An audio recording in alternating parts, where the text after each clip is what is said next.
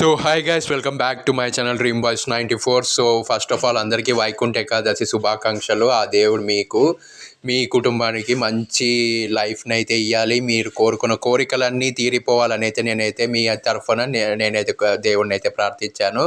So ఈరోజు అయితే నేను మా ఇంటి దగ్గర ఉన్న గుడికి అయితే వెళ్ళడం జరిగింది. కొన్ని పనులు ఉండడం వల్ల కొంచెం లేట్ అయితే అయ్యింది. ఇప్పుడు 1 o'clock అయితే నేను వెళ్ళడం జరిగింది. చాలా అంటే చాలా బాగా డెకరేషన్ చేశారు, చూస్తున్నారు కదా మీరు. ఇక్కడ నేను విజువల్స్లో చూపిస్తున్నాను కదా ఎంత బాగా అయితే డెకరేషన్ అయితే చేశారు. అలంకరణ చాలా అంటే చాలా బాగుంది. అండ్ నేనైతే చాలా డివోషనల్గా నేనైతే వెళ్ళడం అయితే జరిగింది. చాలా హ్యాపీగా ఉంది నాకైతే. ఎందుకో గుడికి వెళ్ళిన ప్రతిసారి పీస్ఫుల్గా అయితే ఉంటుంది. అండ్ ముఖ్యంగా వెంకటేశ్వర స్వామి గుడికి వెళ్ళినప్పుడు మళ్ళీ ఇంకా అక్కడే ఉండాలనిపిస్తుంది. ఎందుకో ఇంటికి రాబుద్ది కాదు. సో అంత ఇష్టం నాకు ఈ వెంకటేశ్వర స్వామి అన్న, శివుడు అన్న, వినాయకుడు అన్న. సో చాలా అంటే చాలాసేపు అయితే నేను గడపడం అయితే జరుగుతుంది ఈ వెంకటేశ్వర స్వామి గుడిలో. సో చూస్తున్నారు కదా, అంత అయితే ఎవరైతే లేరు, క్యూ అయితే ఎక్కువగా లేదు, కొంచెమే ఉంది.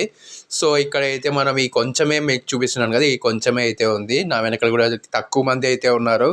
అండ్ అంత భక్తుల రద్దీ అయితే అంతగా లేదు, చాలా పీస్ఫుల్గా అయితే ఉంది. అండ్ తొందరగా దర్శనం అయితే అయిపోయింది. చాలా బాగా దేవుడిని అయితే అలంకరించారు. అండ్ బయట కూడా అలంకరించారు, చూస్తున్నారు కదా. ఆ స్తంభాలు కానీ అండ్ ఆ పూలు డెకరేషన్ కానీ చాలా నచ్చింది నాకైతే. సో వైకుంఠ ఏకాదశి ప్రతి సంవత్సరానికి అయితే వస్తుంది. మళ్ళీ నెక్స్ట్ సంవత్సరం వరకు మనం అయితే వెయిట్ చేయాల్సి ఉంటుంది.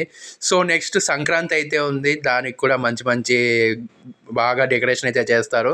సో ఆ వ్లాగ్స్ కూడా వస్తాయి, వెయిట్ చేయండి. And subscribe to my channel dream boys 94 and like this video. Bye.